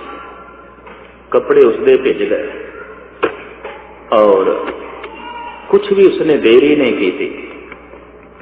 ज्ञानी हरी सिंह कहते मैं जब जाके पूछया भी तू इतना बड़ा काम किया है तो तेनों खुश होना चाहिए, तू मुरझा गया, तू बेचैन हो गया, परेशान हो गया, गल की है? वो आखन लगा साडे देश की सभ्यता है कि किसी का डिगे होया रुमाल भी चुक के दे रही है, वो थैंक्स जरूर करता है, धन्यवाद करता है। तो मैं इतने गहरे पानी च अपनी जिंदगी नूं हथेली ते रख के ये बच्चे नूं कढ के लिया, उन्हें मेरी तरफ देखिया तक भी नहीं, अपने बच्चे की बांह पकड़ के चला गया, मेरा शुक्रिया ही धन्यवाद भी नहीं। ज्ञानी हरी सिंह कहते हैं कि मैं जवाब दिता भी तू एक डुबदा होया बच्चा बचाया, बदले विच तेरा धन्यवाद नहीं होया ते तू दुखी है, बेचैन है। पर यह वो कौम है इसने उन्हों का भी धन्यवाद नहीं किया जिसने इन्हों के बच्चे बचाने की खातर अपने बच्चे खुआ दिते सन। इन्हों का धर्म बचाने की खातर अपना पिता शहीद करा दिता सी, इन्होंने उसका धन्यवाद नहीं किया, तेरा की खाक करनगे। एहसान फरामोशी की इंतहा है। दिल्ली के चांदनी चौक दे कोई अपना खून ना डोलदा हिंदुस्तानियों के मत्थे का तिलक नहीं बनना सी, कोई चलते हुए श्वासां की डोरी ना रोकदा तोड़दा जनेऊ नहीं बनना सी। पर कौन मने? मैं दिल्ली के गांधी ग्राउंड विच स्पष्ट रूप के गुरपुरब सानू नहीं मनाना चाहिए, गुरु तेग बहादुर साहब जी का शहीदी गुरपुरब। ये वो मना जिन्हों के मत्थे ते तिलक है, जिन्होंने जनेऊ पा के रखे है, अति सहयोगी बनीए। मनान ओ क्यों कि इतना वड्डा जिहड़ा साका होया ते तिलक जंजूरा खा प्रभ तांका, किनों बड़ो कलू मैं साका। किसने अपने प्राण दिते, किसने अपना खून डोलिया, मत्थे का तिलक बनया, गले का जनेऊ बनया, उन्होंने पता ही ना हो कि अज के दिन साका की घटिया इस चांदनी चौक में। एहसान फरामोशी की इंतहा नहीं जान और बदले देश उस इस एहसान नूं करीबन करीबन मैं देखदा मिटाण की ही कोशिश की जाती है। इसे दाद देनी पैगी कुछ लेखकों नूं, खास करके लाला दौलत राय आर्या समाज का यह उग्गा प्रचारक से। 1906 दे लाहौर में इसने एक किताब लिखी सी, उसने बड़ा तहलका मचाया सी। ये फिर दोबारा छपी थी 300 साला गुरु गोबिंद सिंह जी महाराज के प्रकाश उत्सव दे दिल्ली छपी सी। दिल्ली की सिंह सभावां ने मिल के फिर कोशिश की थी कि छपनी चाहिए। उस किताब विच लाला दौलत राय ने कमाल कर दिता है। वो कहता है रूहे जमीन दिखे अगर कोई अवतार आया है तो सिर्फ गुरु गोबिंद है। कहता मैं हाँ आर्या समाजी, मेरा इष्ट स्वामी दयानंद है और मैं प्रचार करदा आर्या समाज का, पर मैं मजबूर हाँ इन्ने लफ्ज कहण दे कि रूहे जमीन दे अगर कोई श्रेष्ठ अवतारी कला लैके आया है तो वह गुरु गोबिंद सिंह ने। दिबाचा विच भूमिका विच शब्द लिखता है कि कुदरत की जद सारी सियाणप इकट्ठी हुई, परमात्मा की जद सारी मेहनत इकट्ठी हुई, ते परमात्मा की जद सारी शक्ति का संग्रह होया ते बने गुरु गोबिंद सिंह। वो इंज कहता हे ईश्वर, तू ऐसा मनुख भी बना सकदा, ऐसे मनुख की घाड़त भी घड़ सकदा है जिहदी तुलना किसे नाल ना दिती जाए। ये तेरी कारीगरी नूं दात देनी पैंदी है, तेरी सियाणप नूं दात देनी पैंदी है, तेरी बख्शिश नूं दात देनी पैंदी। हुण मेरे जज्बे के तहत ये गल्लां कर देनियां कोई बहुत वड्डी गल नहीं, पर उन्हें दलीलां दित्तियां ने।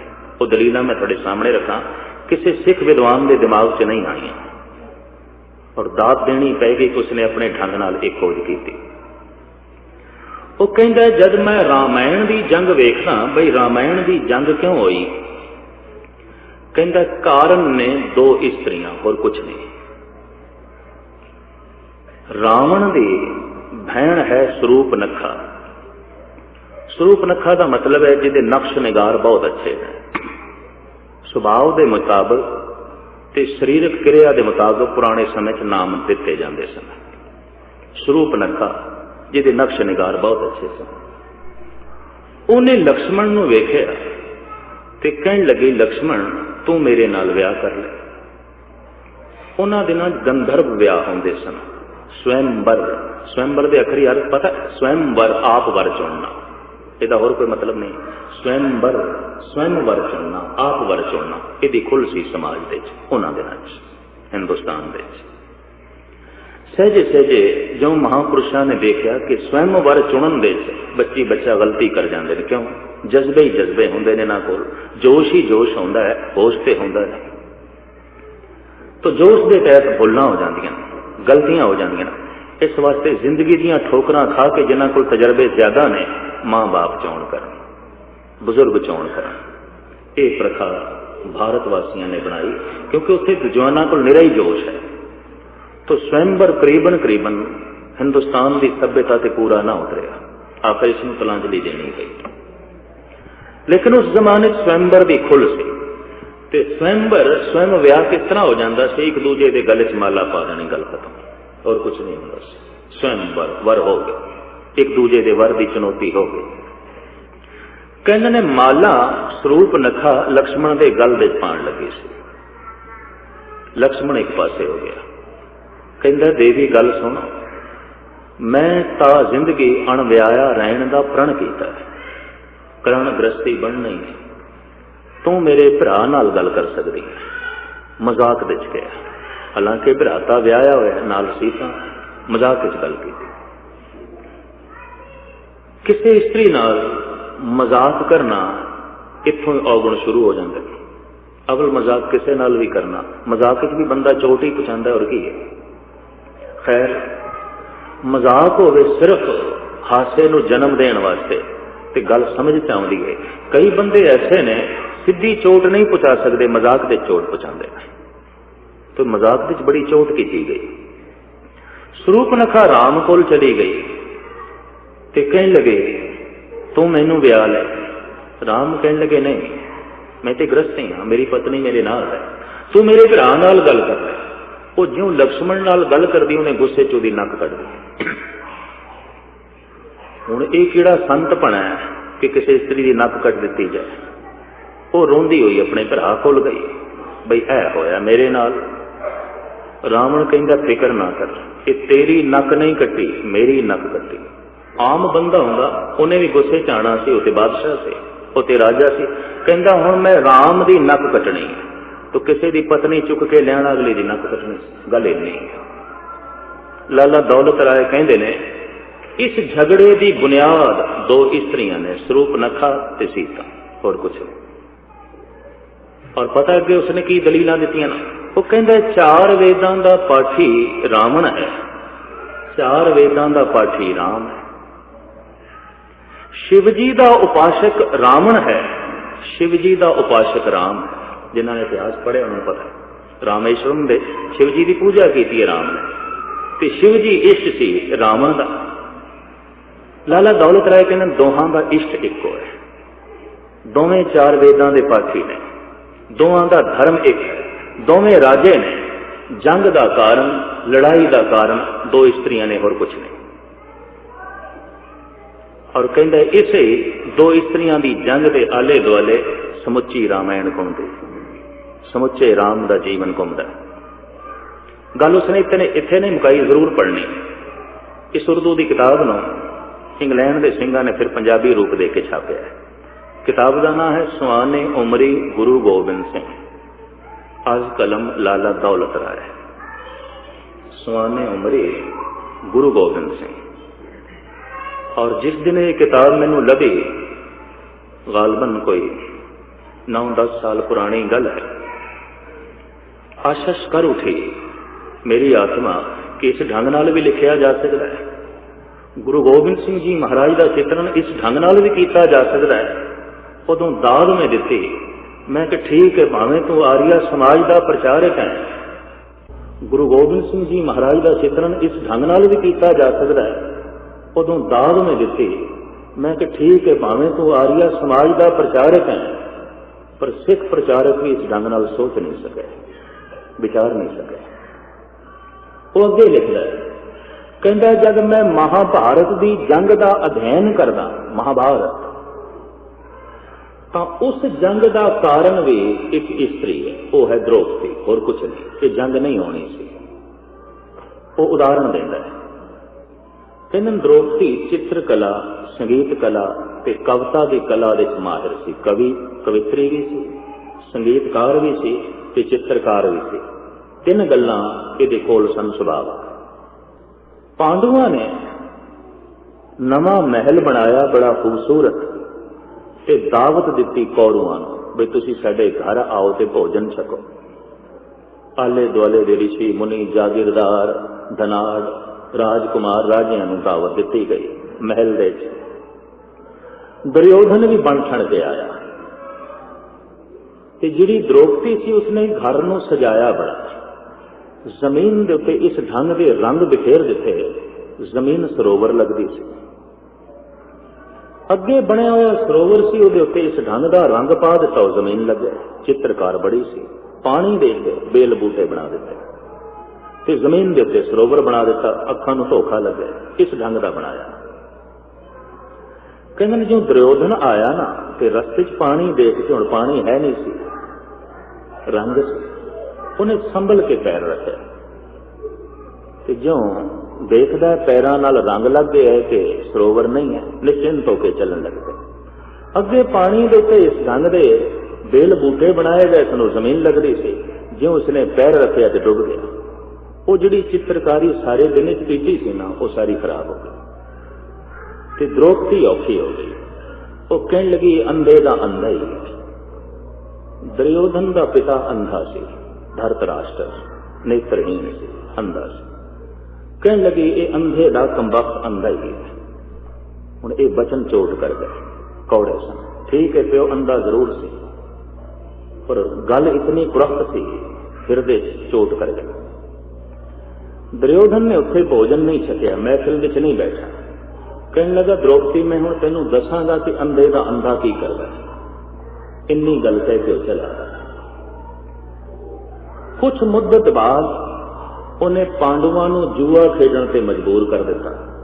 ते मैं भारत के ब्राह्मणों को पुछदा हुंदा, बाहर भी कभी कोई हिंदू जगत का आलम मिल जाए जरूर पुछीदा है भी तुसीं कहंदे हो युधिष्ठिर है धर्म पुत्र, ते तुहाडा धर्म पुत्र ते जुआ पिया खेडदा है, पता की जवाब देना? वो ते जी दुर्योधन ने मजबूर किया तां जुआ खेडिया, थोड़ी गई। तो मैं किस तरह कोई भी कह सकता है मैं पीनी थोड़ी सी, अगले ने मजबूर किया तां पी ली। मैं कतल थोड़ी करना सी, अगले ने मजबूर किया तां कतल कर छड़िया। नहीं, ये तो हुजतां है, ये तो गल्लां है। जिन्हें नहीं जुआ खेडना, दुनिया की कोई ताकत उसनूं जुआरी नहीं बना सकती।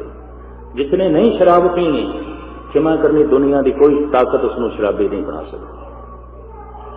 खुद अंदर जुए खेडण की जरूर भावना होगी। जब इतनी गल मैं कहना तो कौड़ी बहुत लगती उन्होंने। कहते सिख प्रचारक तो इस तरह बोलते हैं। मैं कहनी तू जवाब दे, असी वापस ले लेंगे अपने शब्द, बचन वापस ले लेंगे। तो उसका जवाब दे कि संत जुआ खेडदा, धर्म पुत्र जुआ खेड़दा ते जे धर्म पुत्र जुआ खेड़दा है तो अधर्मी की करदे होणगे?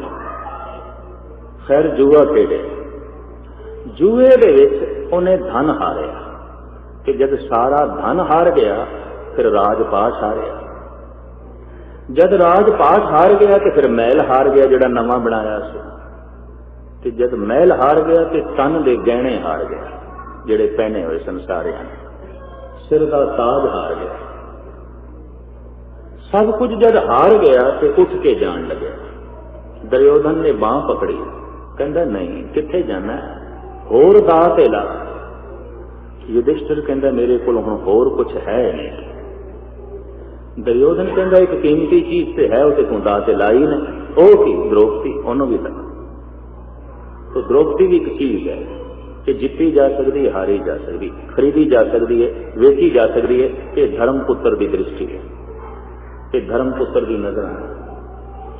प्राचीन समय तो इस्त्री जगत नाल कोई बहुता इंसाफ नहीं होया, ते जिस ढंग की बगावत इस्त्री ने यूरोप की दुनिया च की वो भी कुछ ठीक नहीं, इंसाफ से नहीं होया।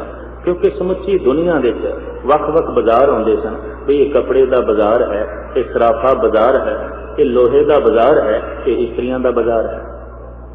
समुची दुनिया जिथे लोहा खरीदिया जाता सी, बेचिया जाता सी, सोना खरीदिया जाता सी, बेचिया जाता सी, इस्त्री खरीदी जाती सी, बेची जाती सी। और जो इस्त्री जुए विच हार दी जाए तो ये धन है और की एक चीज है, जीती जा सकती, खरीदी जा सकती, इस तो ज्यादा और की है। मनुख की मनोवृत्ति आदि काल तो ऐसी रही है कि आम मनुखों का तो कहना ही छड्डो, धर्म पुत्र युधिष्ठिर धर्म पुत्र जुए विच द्रौपदी भी हार गया। ते जब द्रौपदी नूं हारिया तो उदों सही मैनिया च दुर्योधन ने अपनी जित महसूस की। उन्हें दुशासन नूं आवाज मारी, क्या उसनूं केसां तो पकड़ के थे खिंच के लिया जो मैनूं कहंदी सी अंधे दा अंधा।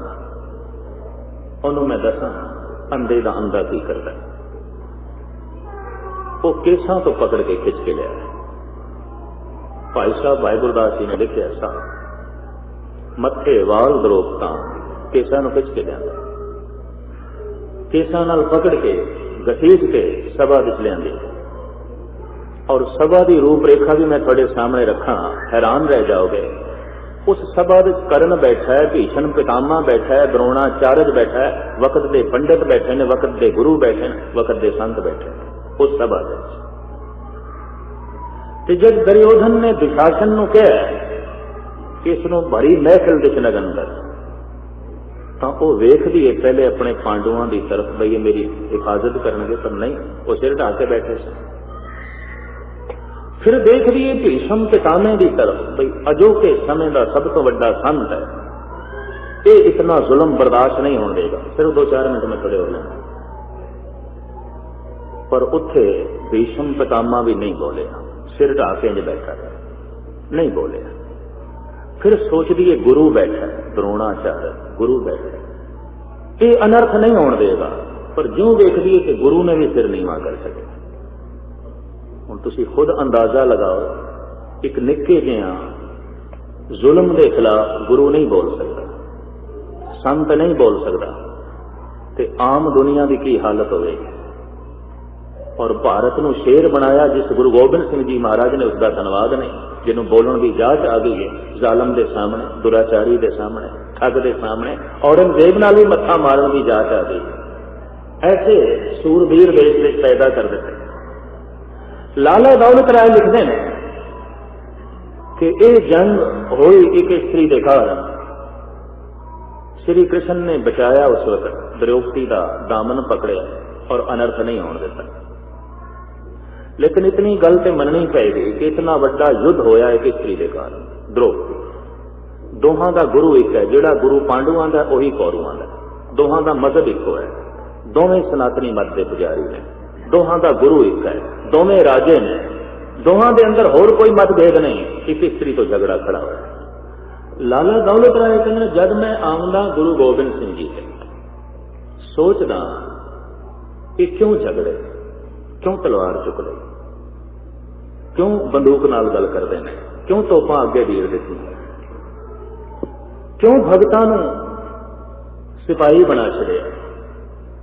कहंदा जद मैं सोचदा इस ढंग नाल कारण की है, कहंदा कारण कोई स्त्री ते दिखाई देंदी है। फिर हिंदुस्तान के ऋषि मुनि लिखते हैं कि जर जमीन जोरू ही जंग का कारण हो सकते हैं, होर नहीं। जर तो इत्थे कारण धन भी नहीं है, कारण जमीन भी नहीं है, कारण स्त्री भी नहीं है। फिर लाला दौलत राय कहते एक पासे हिंदुस्तान का बादशाह ते एक पासे फकीर जिसके कोल कुछ भी नहीं है। ये कोल एक को लंबी चौड़ी सेना, एक कोल गिणती दे सिपाही ने, गिणती दे सिंह ने, एक दे खजाने धन नाल भरे पे ने ते एक दे सिंघां कोल पेट भरन वास्ते रोटियां भी कोई नहीं। भुखे ने सिंह और भुखे ने गुरु गोबिंद सिंह जी ने खुद कबूलिया, गुरस ने शिकारे कुनद चहल नर के देह लग बरायत बरो बेखबर। मेरे 40 भुखे सिंह की करना, तू इतनी लखां की सेना ले आया। मेरे भुखे सिंह लड़े ने सूरबीरां की तरह। लाला दौलत राय कहते ने एक पासे एक फकीर है, एक पासे एक बादशाह, एक दे खजाने भरे पे ने, एक दे सिंघां वास्ते भी रोटी कोई नहीं। जंग का कारण की है? स्त्री, जमीन या जर, धन? कहंदा नहीं, जंग का कारण सी मजलूमां की रखिया, देश की रखिया, धर्म की रखिया। कहंदा धर्म की खातर, देश की खातर ते देश की सभ्यता की खातर भी लड़ाई हो सकती है। कहंदा रूहे जमीन दे पहला ही सूरमा मिलता है, होर कोई नहीं। लाला दौलत राय कहता एक तरह का महापुरुष ये पहले ही मिलता है जो लड़िया सिर्फ दूजियां वास्ते। रुखां थले रात कट के लोगां वास्ते महलों के सुपने देखता रहा, अपने बच्चे कुहा के लोगों के बच्चे बचाए, खुद यतीम बन के दूजियां नूं यतीमी की हालत तो बचाया। लाला दौलत राय इत्थे स्पष्ट रूप में कहते हैं कि अवतारी जगत दे गुरु गोबिंद सिंह जी महाराज का मुकाबला नहीं किया जा सकता। ते हुण एक मुस्लिम शायर की गल कह के मैं समाप्ति करा कि मुस्लिम शायर है अला यार खां योगी। इसने 2 किताबें लिखी ने, गंजे शहीदां, शहीदाने वफा, और ये दोवें गुरुद्वारा श्रोमणी प्रबंधक कमेटी ने छाप दी हैं। दोवें उर्दू विच ने, पर एक पंजाबी लिपि विच छापियां गई, क्योंकि उर्दू के पढ़न वाले घट रहे हैं। उत्थे अला यार खां जोगी लिखता है, इंसाफ करे जी में जमाना तो यकीन है। कहता दुनिया के आलम विद्वान बैठ के जे गुरु गोबिंद सिंह जी महाराज नूं इंसाफ पसंदी की दृष्टि नाल वेखन, नहीं वेख्या किसी ने, बड़े बड़े महात्मा लोगों ने नहीं वेख्या, आम बंदियां दे कहना ही। अला यार खां कहते अगर इंसाफ की दृष्टि दे नाल कोई वेखे, इंसाफ करे जी में जमाना तो यकीन है, कह दे गुरु गोबिंद का सानी ही नहीं। फिर गुरु गोबिंद सिंह का कोई सानी नहीं, कोई मुकाबला नहीं। पर इत्थे सवाल खड़ा किया जा सकता है, तू मुस्लिम, तू मुसलमान अला यार खां, तू गुरु गोबिंद सिंह बारे ऐसा लिखता है, किधरे खुशामद से नहीं कर रहेगा, लोभ वश होके ते नहीं कह रहा, या डर के ते नहीं कह रहा। पता इसकी अगली नज़म की है, गंजे शहीदां दी। कहंदा अल्लाह की सौगंध है, नानक की कसम है, कसम चुकदा। अल्लाह की सौगंध है, नानक की कसम है, जितनी भी हो गोविंद की तारीफ वो कम है। हर चंद मेरे हाथ में पुरजोर कलम है, सतगुर के लिखूं वसफ कहां ताबे रकम है। कहंदा हाथ विच शायर की कलम है, पर गुरु गोबिंद सिंह जी की कथा लिखा कलम टुट जाती है, कुछ भी नहीं, मैं लिख नहीं सकता। और इस सच्चाई के उत्ते बोल पूरे उतरते हैं कि जगत के आलमा ने इंसाफ पसंदी की दृष्टि के नाल गुरु गोबिंद सिंह जी को नहीं देखा, उस महान सूरे सतगुरु को नहीं देखा जिसने जीवन का ढंग दसिया भी जीवना है तो किस ढंग नाल जीवना, मरना है तो किस ढंग नाल मरना है, अणख किसनों कहने, गैरत किसनों कहने, भारत वासियों के अंदर फूकी। अले यार खां कहते ने अगर कोई इंसाफ करेगा तो इस नतीजे पे पहुंचेगा, एक आंख से क्या बुलबुला कुल बहर को देखे, सागर को या मंझधार को या लहर को देखे। गुरु गोबिंद सिंह जी का जीवन सागर की तरह है। लहरां का जिक्र करिए, किनारियां का जिक्र करिए, गहराई का जिक्र करिए। शाद मोहम्मद लतीफ कहता है मैं लिखण लगा सी गुरु गोबिंद सिंह जी की गल हुण नहीं लिखनी। बे क्यों? कहते ने मैं लिखण लगा सी एक बादशाह की जीवन कथा जो बैठा है सिंघासन ते चौर होंदी पई है, लोकी नजराने रखते पे ने।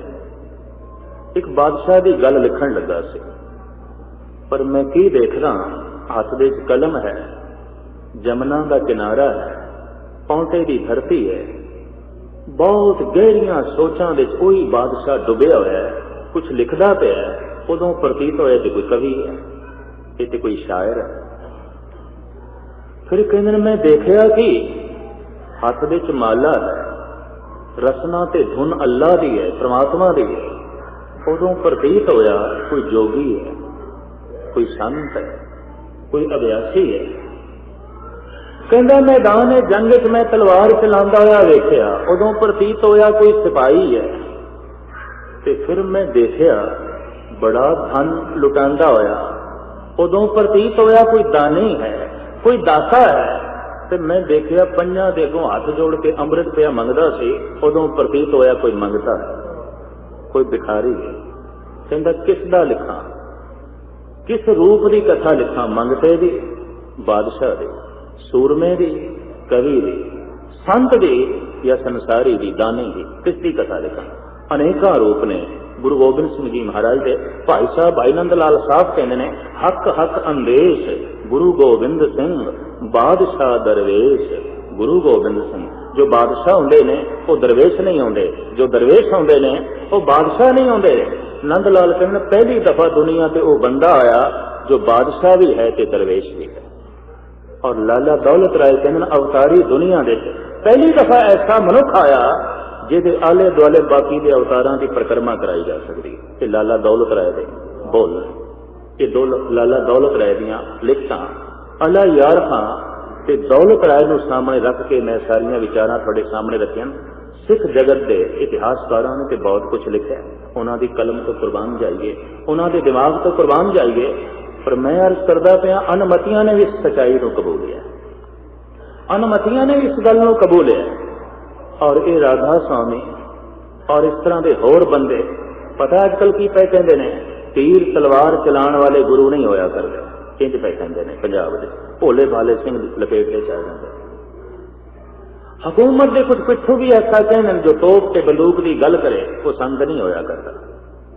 वो तो एक सिपाही है, ठीक है, महाराणा प्रताप का दर्जा दिता जा सकता है। पर मैं इतनी अर्ज करा जो हिंदुस्तान में महाराणा प्रताप को दर्जा दिता गया है, जो सेवाजी मराठे को दर्जा दिता गया, उतना दर्जा भी गुरु गोबिंद सिंह जी को नहीं दिता गया। ये भी मैं अर्ज कर दें, उतना भी नहीं, उतनी गल भी कोई नहीं।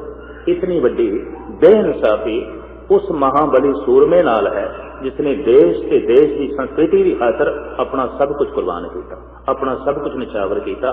भगत कबीर की एक पंक्ति को आधार बना के मैं विचारां थोड़े सामने रखियां।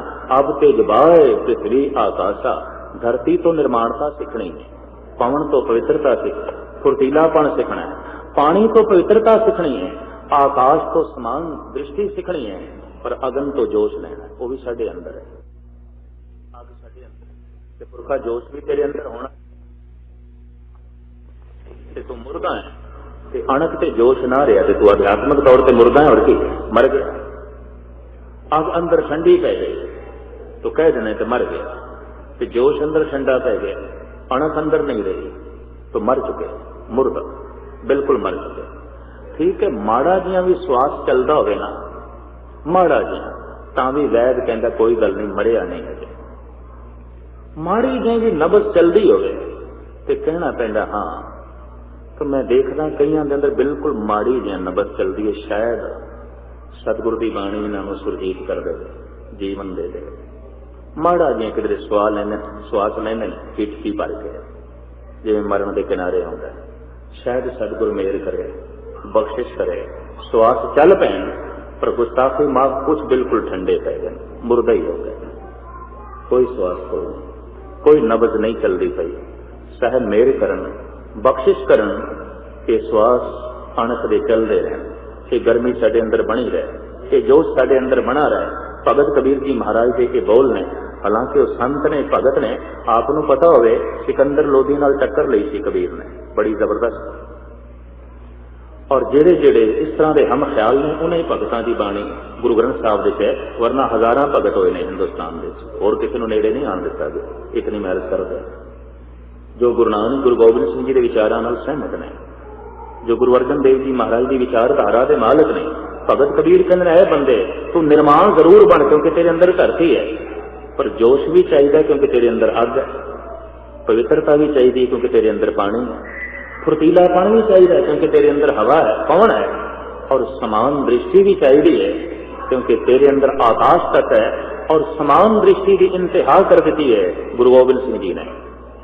भाई कन्हैया को पकड़ के लिया गया और सिख कहते महाराज साडे विच गद्दार है, असी मार मार के गिराते हैं, पानी पिला के फिर खड़ा कर देंगे। साहब कहते ऐसा क्यों? कन्हैया कहता पातशाह समान दृष्टि वध गई, हर पासे तू ही दिखाई देना, और की आकाश का तक वध गया। साहिबा ने जेब चो मरम की डब्बी कढ़ी, आख्या पुरखा तू मेरा पानी ना पिलाया कर, मरम पट्टी भी करिया। रेड क्रॉस के बानी नूं ते असीं दाद दई जांदे हां, पर उसका जिक्र नहीं करते। जिसने कहा कि मैदान जंग भी अगर कोई गिर जाए पानी पिला, मरम पट्टी कर, उसकी कोई गल नहीं करता, संसार में कोई गल नहीं की। खैर साहिब गुरु ग्रंथ साहब जी महाराज मेरा वरतान पंज तख्तां दा जिहड़ा बनया साडा पुतला है, साडे कोल पंजे तख्त होवन। ऐसा ना हो कि असीं ठंडे पै जाइए, अग ठंडी पै गई ना तो सब कुछ गया। मुर्दे नूं फिर घर में कोई थां नहीं है, मुर्दे नूं कब्रिस्तान ले जाना पैंदा, शमशान घाट ले जाना पैंदा, साड़ना पैंदा, फूकना पैंदा। जिहदी अणख ही मर गई, जिहदी खुददारी मर गई, जो अंदरों ही मर गया, क्षमा करनी फिर उसदे वास्ते कोई थां कोई नहीं, वो तो मुर्दा ही है, वो मरगड़ घाट दे, वो तो जीवदे ही मुर्दा। इस जीवदे जागदे मनुखों वास्ते घर में थां आउंदी है, जिन्हां दे अंदर अणख है संसार में उन्हां वास्ते ही थां है, मुर्दा कौमां वास्ते नहीं, मुर्दा बंदियां वास्ते नहीं। मेरे पातशाह बख्शिश करन कि जोश आपकी झोली च पावन, ताकि जीवन का ढंग सानू आ जाए। बहुत सारा समा मैं थोड़ा लै गया, क्षमा की याचना। और समूह प्रोग्राम जिहड़ा है वो सिकत्तर साहब ने थानू सरवण करा दिता है। एक हफ्ता मैं थोड़ी हाजिरी पढ़ के मैं इतों फिर रुखसत लेनी है, इतना तो कोई 2 हफ्ते ठहर के मैं वापस चले जाना इंडिया। वो 8 तारीख मंडे तो 14 तारीख तक बड़े चरण लगातार मैं इतने परसांगा।